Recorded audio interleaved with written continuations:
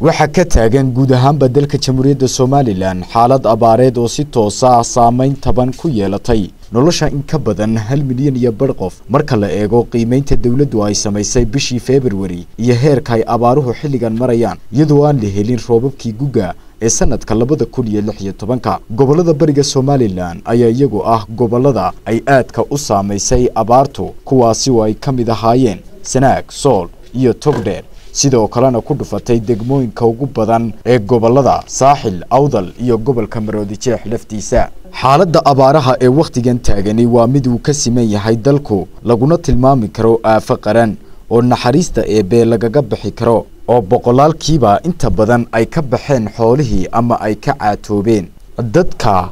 xoolo dhaqatada ah ayaa iyagu markii ay abaartu aad u saameysay waxa ay ka barakaceen goobihii iyaga oo raadsanaya nolosha ka duwan oo tagaya kolba meeshii ugu dhow ay ka heli karaan biyo iyo cunto sida uu ku dhawaaqay madaxweynaha Jamhuuriyadda Soomaaliland Mudane Axmed Maxamed Maxamuud Siilaanyo. xaaladda abaaraha qaranku waa mid u baahan dadaal dheeraad ah iyo iskaashi xoogan dal iyo dibadba dawlad iyo shacabba. waxa looga bartay oo caado ah in ay ka qayb qaataan gurmadka abaaraha loogu jiro sidii loo taakulayn lahaa dadka ay abaaruhu saameeyeen. wakaaladda qurbajooga Soomaaliland ee wasaaradda arrimaha dibadda iyo iskaashiga caalamiga ee Jamhuuriyadda Soomaaliland waxay ugu baaqaysaa dhammaan jaaliyadda Soomaaliland ee wadamada caalamka inay laba jibaaraan kaalintoodii waxtarka lahaa ay kaga qayb qaadanayeen iyo doorka ay ka qaadanayaan hawlgalka gurmadka abaaraha qaranka si loo gaarsiiyo kaalmo degdeg ah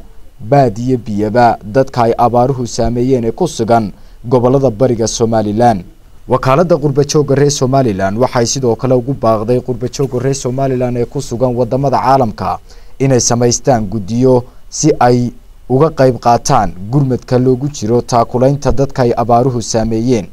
waxaana war-saxaafadeedkaasi ku saxeexnaa gudoomiyaha wakaaladda qurbajooga Soomaaliland ee wasaaradda arrimaha dibadda iyo iskaashiga caalamiga ah Cabdi Cabdilaahi Xirsi. Xamse Qurbaani, telefishinka qaranka Soomaaliland, Hargeysa.